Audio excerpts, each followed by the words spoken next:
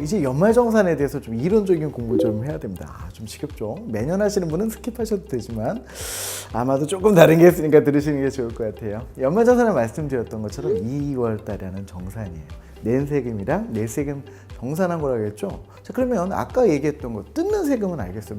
매달 받아가니까. 근데 낼 세금 어떻게 계산하는 거예요? 그러면 그건 되게 심플합니다. 제가 번 돈이 있어요. 근데 그 번 돈을 그냥 소득으로 볼 수도 있어요. 근데 그건 좀 심하잖아요. 그죠? 그래서 내가 특정한 항목들은 소득에서 빼줄게 라고 만든 게 소득공제예요. 그 녀석 중에 가장 대표적인 두 가지가 인적 공제하고 물적 공제거든요. 말 어렵죠? 인적인 공제는 쉽게 말하면 딸려있는 식구에 대해서 해준다는 거고, 물적인 공제는 특정한 요건을 갖추면 빼준다는 거예요. 가장 크게 중요한 게 뭘까? 맞아요. 우리 벌써 했던 거예요. 신용카드하고 주택 관련된 부분입니다. 근데 아저씨 이게 세액공제랑 뭐가 틀려요? 그러면 말씀드렸던 것처럼 세율이 높으면 높을수록 소득이 줄 때 세금이 줄어들겠죠. 아저씨 조금만 더 설명해 줄래요? 예를 들면 제가 예전에는요 교육비 공제가 소득공제였었거든요. 대학생인 딸이 900만 원 등록금을 받았고 고등학생인 아들이 100만 원 교육비를 받았다고 가정해 볼까요? 각각 한도가 900, 300이니까 합치면 1000만 원이 소득공제 대상이었어요. 그럼 제가 한 개의 세율이 30%다. 그럼 얼마? 1000만 원이면 300만 원을 혜택 받았던 거예요. 근데 지금은요 안타깝지만 세액공제예요. 세액공제는 뭔데? 교육비가 대학생이면 1000만 원, 2000만 원이어도 900만 원까지밖에 안 해줘. 오케이. 실제로 교육비가 고등학생이면 300까지밖에 안 해줘. 근데 100만 원이면 둘이 합치면 얼마예요? 1000만 원이잖아요. 이 녀석에다가 사람마다 틀린 세율을 곱한 게 아니라 그냥 15%를 곱해버려. 그럼 얼마? 돈을 많이 받는 사람도 150만 원, 조금 받는 사람도 150만 원 공제이기 때문에 두 개가 똑같은 거예요. 그래서 소득공제는 상대적으로 고소득자한테 유리해요. 특성 알겠죠? 그럼 아저씨 정리해보자고. 내가 회사에서 돈을 받았어. 거기에다 빼주는 것들이 여러 가지가 있나 보네. 그래. 그걸 빼주면 그걸 뭐라고 불러? 과세표준이라고 부르고 거기다 세율 곱하면 세금 나오고 세액공제 빼주면 돼요. 근데 왜 대충 설명할까? 여러분이 이거 알 필요가 전혀 없어요. 왜? 여러분께서요 연말정산 하실 때 실제로 하시는 일은 회사마다 유형이 좀 틀려요. 종이 서류에다 칸칸이 채워갖고 회사에다 제출하는 경우가 있고, 국세청에서 PDF 파일을 받아가지고 파일을 제출하는 경우가 있고, 요즘 좀 복잡한 게 생겼어요. 뭐냐면 국세청에다가 연말정산 자료를 입력해가지고 최종적인 공제서까지 만드는 방식까지 있었거든요. 여러분은 특정한 항목들이 소득공제다, 세액공제다 기본적으로 아시는 것도 중요하지만 뭐가 더 중요해? 내가 어떤 녀석을 빼먹을 수 있구나. 그 녀석을 알아보는 게, 그리고 그 녀석을 놓치지 않는 게 훨씬 중요합니다. 첫 번째는 우리 인적인 공제부터 살펴보도록 해보아요. 인적 공제 어때요? 딸린 사람에 대해서 공제해 주는 거 말 되게 쉽죠? 근데 실제로 되게 어려워요. 나를 딱 기준으로 해서 실제로 내가 먹여 살릴 사람들을 쭉 열거해 놓고 그 사람에게 두당 150만 원을 한도를 준 거예요. 걔를 기본공제라고 불러요. 그리고 이 사람들이 장애가 있거나 나이가 많으시거나 그러면 그분들한테 더 해주는 거를 추가공제라고 불러요. 이거 어렵지 않죠? 자, 그런데 첫 번째 인적인 공제는 나를 기준으로 첫 번째 나의 생산 공정에 참여하신 분들을 어려운 말로 직계 존속 이렇게 불러요. 누굴까? 아버지 어머니 없으면 저 없잖아요. 그죠? 할아버지 할머니 없어도 안 되죠. 외할아버지 외할머니 없어도 안 되죠? 그죠? 근데 고모 어때? 없어도 되죠. 저희 생산 공정에 참여하신 분, 이런 분들을 직계 존속이라고 불러요. 그리고 직계 비속, 저로 비롯해서 생긴 인간들이에요. 저희 자녀들이죠. 어렵지 않습니다. 조금만 더 확장시켜 볼까요? 저희 와이프를 기준으로 볼게요.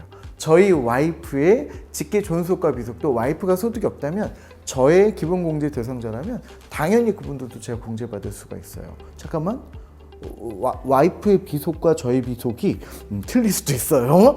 그죠? 가족관계 확대가 되고 있잖아요. 마찬가지로 제 아버님 가볼게요. 아버님, 어머님께서 재혼을 하셨어요. 공제 다 돼요. 사실혼은 안 됩니다. 안타깝죠? 안 돼요. 예를 들면 저하고 저희 와이프가 사실혼 관계에 있을 수도 있어요. 무슨 소리야? 혼인신고를 안 한 걸 사실혼이라고 불러요. 그리고 우리는 결혼식 다 하고 주위 사람들 다 알아. 그게 중요한 게 아니에요.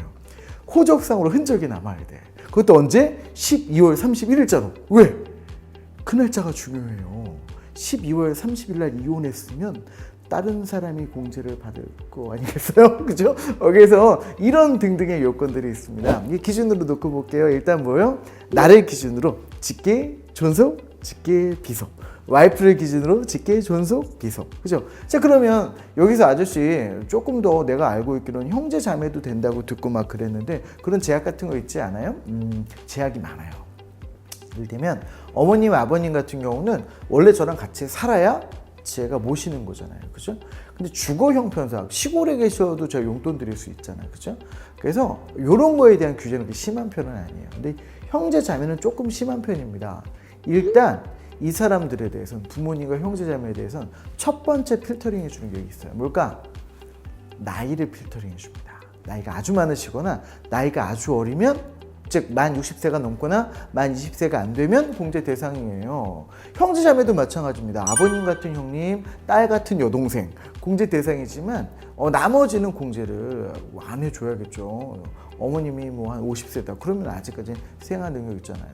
여동생인데 30살이다. 지 인생인데 그죠? 그죠? 근데 나이를 못 따지게 하는 게 있어요. 그죠? 장애가 있다면 나이가 좀 정정해도 좀 나이를 들었어도 생활 능력이 없다고 해줄 거예요. 이 모든 걸 무력화시키는 게 있어요.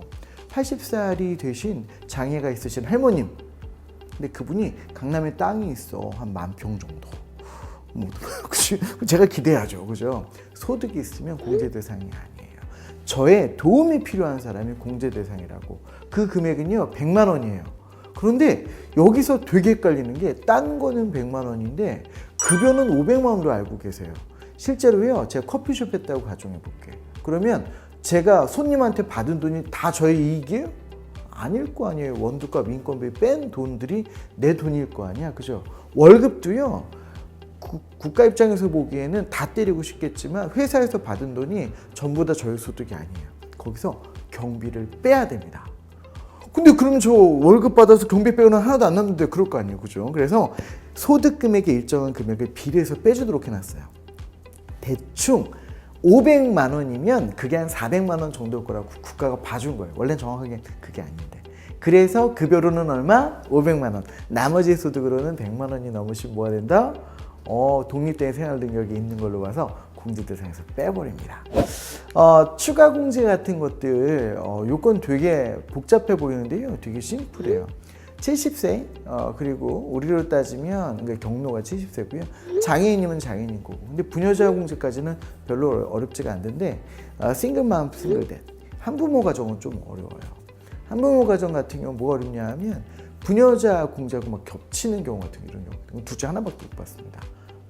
그래서 이런 요건들 같은 것도 좀 따져봐야 되고 부녀자 공제 같은 경우도 월급이 많이 받으시는 분들은 빠지고요.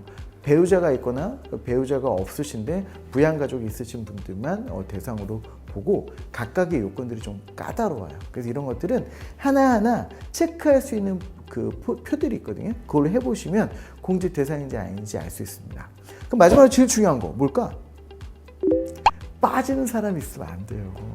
내 직계 존속과 비속 중에 빠지는 사람이 많다고 의외로. 서로 형제들 간에 미루다가 못하는 경우도 있어요. 그래서 그런 분들 놓치지 않고 다 공제 받도록 해주시는 거, 그게 제일 중요한 절대 포인트 되겠습니다.